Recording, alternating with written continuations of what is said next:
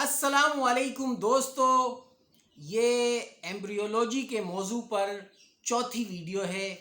تو براہ مہربانی بچے نہ دیکھیں۔ اب جو اہم ترین آیت میں آپ کو سنانے جا رہا ہوں، سننے سے پہلے ایک چیز پر ذرا توجہ دیں۔ 1 منٹ کے لیے تصور کریں کہ عرب کے صحراؤں میں کھڑا ہوا ایک شخص حضرت محمد صلی اللہ علیہ وسلم انسانی زندگی کا پورا نقشہ سامنے رکھ کر آخرت کے منکرین کو دعوت فکر دے رہا ہے، اللہ سبحانہ و تعالیٰ کا پیغام پہنچا رہا ہے، ایسے حقائق جسے سن کر عقل دنگ رہ جاتی ہے۔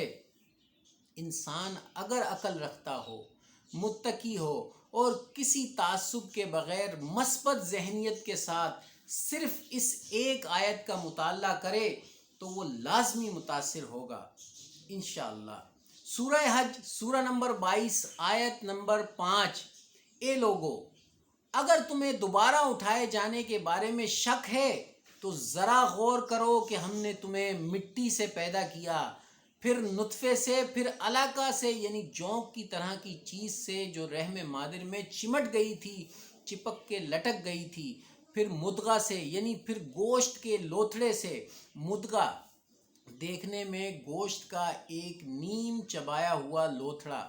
مخلقۃ و غیر مخلقۃ، واضح شکل والا اور غیر واضح شکل والا، یعنی پہلے مرحلے میں اس پر کسی قسم کے کوئی نشانات نہیں تھے، پھر رفتہ رفتہ مختلف مقامات پر نشانات بننے لگے، بازوؤں اور ٹانگوں کی جگہوں پر 2 نشانات بنے، اور اسی طرح دوسرے اعضاء کے نشانات بھی ابھرنا شروع ہوئے، some organ formed some not formed, تاکہ ہم کھول کھول کر بیان کر دیں، یعنی تاکہ رحم مادر میں انسانی جنین پر گزرنے والے مختلف مراحل کے بارے میں پوری وضاحت کے ساتھ تم لوگوں کو بتا دیا جائے، اور ہم ٹھہرائے رکھتے ہیں رحموں کے اندر جو ہم چاہتے ہیں ایک وقت معین تک، یعنی رحم کے اندر حمل ویسا ہوتا ہے جیسے اللہ تعالیٰ چاہتا ہے۔ یہ فیصلہ صرف وہی کرتا ہے کہ وہ بچہ مذکر ہوگا یا مؤنث، ذہین و فتین ہوگا یا کن ذہن، خوبصورت ہوگا یا بدصورت، تندرست و سالم ہوگا یا بیمار و معذور۔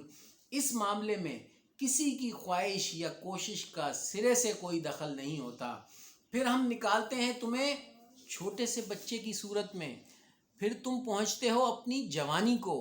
اور تم میں وہ بھی ہیں جو پہلے ہی فوت ہو جاتے ہیں، اور وہ بھی ہیں جو نکمی عمر تک لوٹائے جاتے ہیں کہ اسے کچھ بھی علم نہ رہے سب کچھ جاننے کے بعد۔ دوستو، بڑھاپے میں بعض اوقات ایسا مرحلہ بھی آتا ہے کہ اس حالت میں اس کی ذہنی صلاحیتیں جواب دے جاتی ہیں، یادداشت زائل ہو جاتی ہے، اور وہی انسان جو اپنے آپ کو کبھی سکرات اور بکرات کے برابر سمجھتا تھا بچوں کی سی باتیں کرنے لگتا ہے۔ دعا کرنی چاہیے کہ اللہ سبحانہ و تعالیٰ اس کیفیت کو پہنچنے سے پہلے ہی اس دنیا سے اٹھا لے۔ آگے آیت میں ایک مثال دی گئی ہے جو کچھ یوں ہے، اور تم دیکھتے ہو زمین کو خشک اور ویران، پھر جب ہم اس پر پانی برساتے ہیں تو وہ لہلہاتی ہے اور ابھرتی ہے اور قسم قسم کی تر و تازہ چیزیں اگا دیتی ہے۔ اب اس آیت پر دوبارہ غور کرتے ہیں۔ یہاں انسانی زندگی کا پورا نقشہ سامنے رکھ کر موت کے بعد دوبارہ زندگی کا، آخرت کا انکار کرنے والے منکرین کو دعوت فکر دی گئی ہے کہ ہماری قدرت کا مشاہدہ کرنا چاہو تو تم اپنی زندگی اور اس کے مختلف مراحل پر غور کرو۔ دیکھو، تمہاری ابتدا مٹی سے ہوئی تھی، اس مٹی سے پیدا ہو کر تم لوگ کس کس منزل تک پہنچتے ہو، اور پھر آخر میں مر کر دوبارہ مٹی میں مل جاتے ہو۔ جس اللہ نے تمہیں یہ زندگی بخشی، تمہیں بہترین صلاحیتوں سے نوازا، جس کی قدرت سے انسانی زندگی کا یہ پیچیدہ نظام چل رہا ہے، کیا تم اس کی قدرت اور خلاقی کے بارے میں شک کر رہے ہو کہ وہ تمہیں دوبارہ پیدا نہیں کر سکے گا؟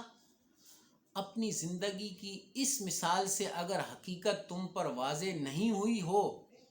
تو ایک اور مثال پر غور کرو کہ تم دیکھتے ہو زمین کو خشک اور ویران،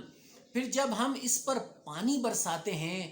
تو پھر تم دیکھتے ہو کہ بارش کے اثرات سے زمین میں زندگی کی لہر دوڑ گئی، مردہ زمین یکا یک زندہ ہو گئی اور اس میں حرکت پیدا ہو گئی۔ مختلف نباتات کی ان گنت کونپلیں جگہ جگہ سے زمین کو پھاڑ کر باہر نکلنا شروع ہو گئیں،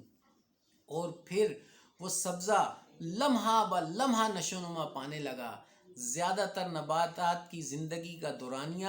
بہت مختصر ہوتا ہے، اس لیے تم اکثر اس کا مشاہدہ کرتے ہو۔ اپنے اسی مشاہدے کی روشنی میں تم لوگ اگر اپنی زندگی کے شب و روز کا جائزہ لوگے تو تمہیں انسانی اور نباتاتی زندگی میں گہری مشابہت نظر آئے گی۔ مردہ زمین میں زندگی کے آثار پیدا ہونے، نباتات کے اگنے، نشو نما پانے، پھولنے پھلنے اور سوکھ کر پھر بے جان ہو جانے کا عمل گویا انسانی زندگی کے مختلف مراحل مثلاً پیدائش، پرورش، جوانی، بڑھاپے اور موت ہی کا نقشہ پیش کرتا ہے۔ اس میں صرف دورانیے کا ہی فرق ہے۔ زیادہ تر نباتاتی زندگی کا دورانیہ چند ماہ کا ہے، جبکہ انسانی زندگی کا دورانیہ مختلف ہے، الگ الگ ہے، عموماً 50، 60، 70 یا 80 سال پر مشتمل ہے، کسی کا کم کسی کا زیادہ۔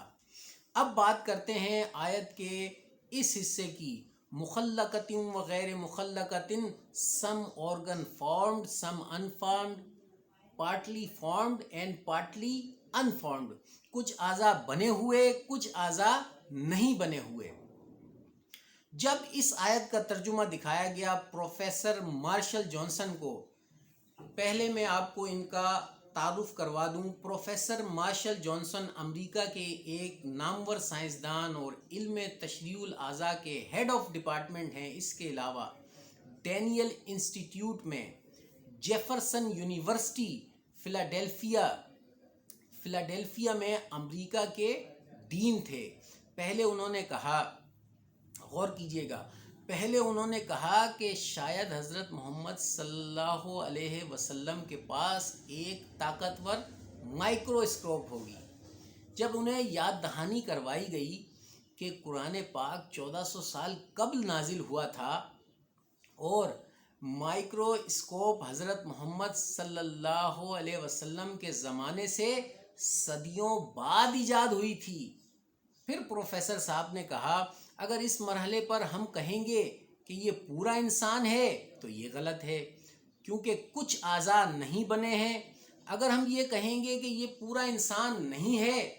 تو یہ غلط ہے، کیونکہ کچھ اعضاء بنے ہیں۔ تو قرآن مجید میں جو ذکر آتا ہے کہ some organ formed some not formed, اس سے بہترین ڈسکرپشن کسی میڈیکل کی کتاب میں آپ کو نہیں ملے گی۔ اللہ نگہبان۔